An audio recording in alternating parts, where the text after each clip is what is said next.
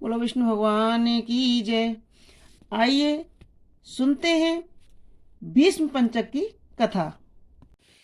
एक समय राजा परीक्षित ने महात्मा व्यास जी से पूछा कि हे भगवान, हमें कार्तिक मास की कथा आपने सुनाई और उससे भी एकादशी से लेकर पूर्णिमा तक इन 5 दिनों को भीष्म पंचक के नाम से क्यों कहा जाता है? महात्मा व्यास जी ने कहा, हे परीक्षित सुनो। कुछ समय पहले काशीपुरी में बहुत ही निर्धन सोमेश्वर नाम का ब्राह्मण रहता था। उसका शरीर बहुत ही कमजोर था, परंतु वह भगवान विष्णु का भक्त था। कार्तिक मास में वह रोज गंगा स्नान करने जाता था, भगवान विष्णु का पूजन करता था। पर एक दिन वह शरीर से पीड़ित होते हुए भी गंगा स्नान करने गया, पर उससे घाटों की सीढ़ियां उतरी नहीं जा रही थीं। किसी तरह वह उतरकर गंगा तक पहुंच ही गया और स्नान कर वहीं पर बैठकर संध्योपासना करने लगा। वहीं पर वृद्ध ब्राह्मण के रूप में भगवान अपने भक्त पर कृपा करने के लिए बैठे हुए थे।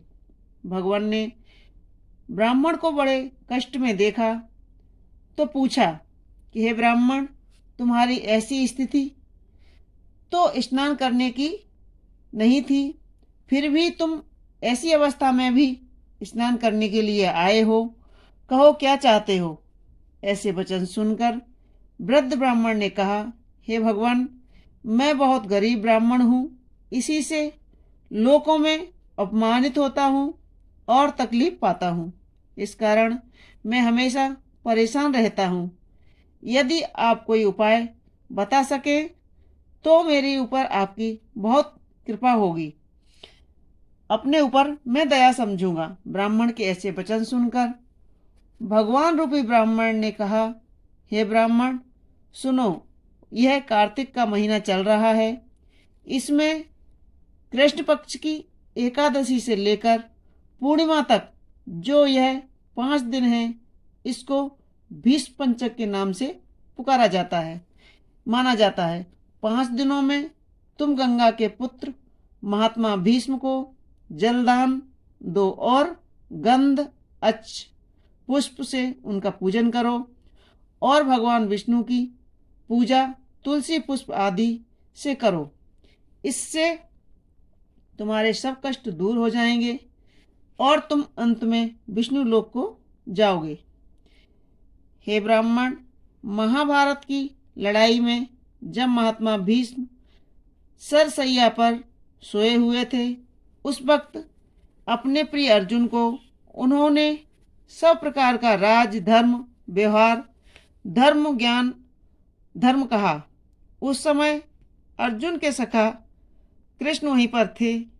जब भीष्म से कृष्ण ने कहा, हे पितामह, जो कार्तिक मास के शुक्ल पक्ष की एकादशी से लेकर पूर्णिमा तक तुम्हारे नाम से जल देगा, आपकी पूजा करेगा, वह पूजा में स्वीकार करूंगा और उसके सब कष्ट दूर करूंगा। अतः हे ब्राह्मण, तू इस भीष्म पंचक में महात्मा भीष्म का पूजन कर। इसके करने से सब कष्ट दूर हो जाएंगे। इसके बाद ब्राह्मण ने भीष्म पंचक का व्रत किया और सुखों को प्राप्त करता हुआ अंत में विष्णु लोक को गया। इसलिए कार्तिक मास में महात्मा भीष्म का व्रत करना चाहिए। इससे सर्व आनंद होगा और अंत में मोक्ष की प्राप्ति होगी। बोलो विष्णु भगवान की जय। तो दोस्तों, यह थी भीष्म पंचक की कथा। आपको हमारी कथा कैसी लगती है हमें कमेंट्स बॉक्स में ज़रूर लिखें और हमारे वीडियो को लाइक करें, शेयर करें और सब्सक्राइब अवश्य कर लें ताकि आने वाली कथाएं आपको मिल सकें। धन्यवाद।